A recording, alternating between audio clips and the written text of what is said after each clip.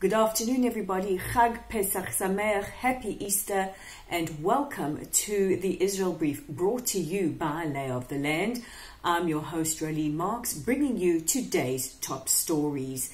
And Lay of the Land, like so many across the world, including President Rivlin, Prime Minister Netanyahu, and the whole of Israel, extend our condolences, our thoughts, and our prayers to the people of Sri Lanka after yesterday's deadly terror bombings.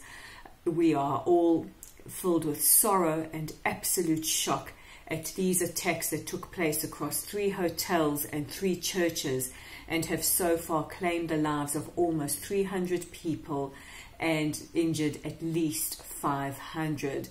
Now, what we do know, news coming in, is that apparently a local Islamic jihadist group are responsible. Apparently there were 7 perpetrators or terrorists, but no official group has claimed responsibility.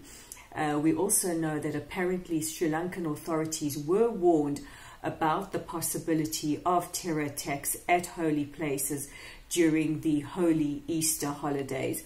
Also, Prime Minister Netanyahu yesterday, in extending his condolences to the people of Sri Lanka, also offered aid from Israel to try and help the country deal with the aftermath as well as counter-terror.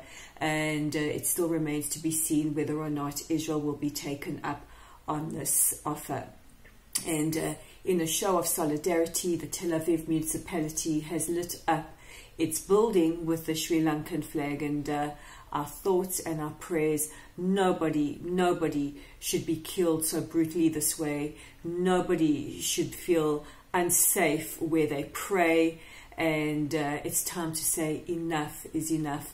And also, we need to start having a very serious conversation about the plight of Christian communities around the world, here in the Middle East, in places like Nigeria and now Sri Lanka, where Christian communities are targeted and killed.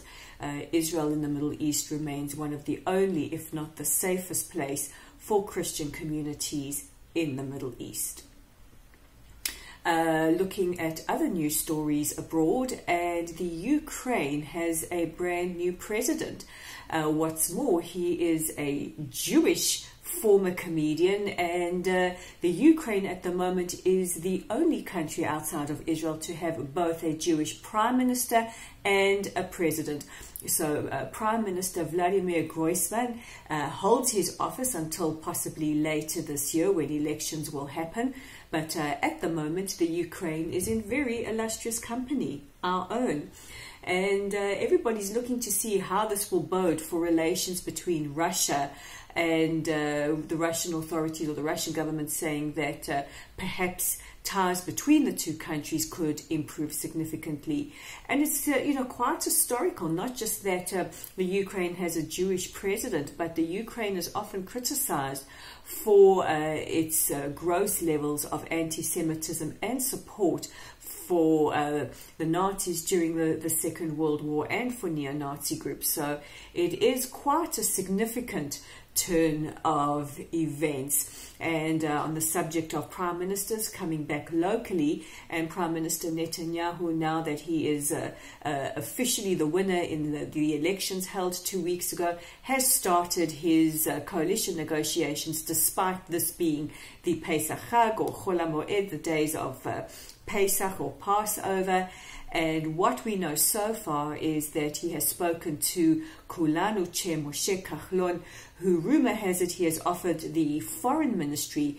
This is a portfolio that Netanyahu kept for himself during his last administration, and only in the last couple of weeks before the election, handing that over to Israel Katz.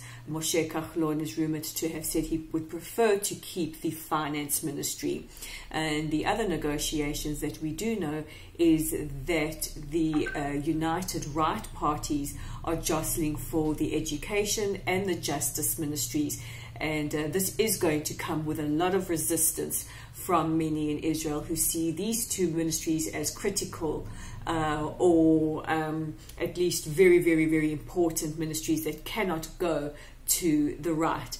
And I know the question on everybody's mind is, will Benny Gantz be offered the defense ministry? You know, it does make logical sense for the blue and white, given their list of army generals and military experience and might should be offered this ministry. But, you know, this Israel, this is where the most interesting politicking happens, and we will have to wait and see.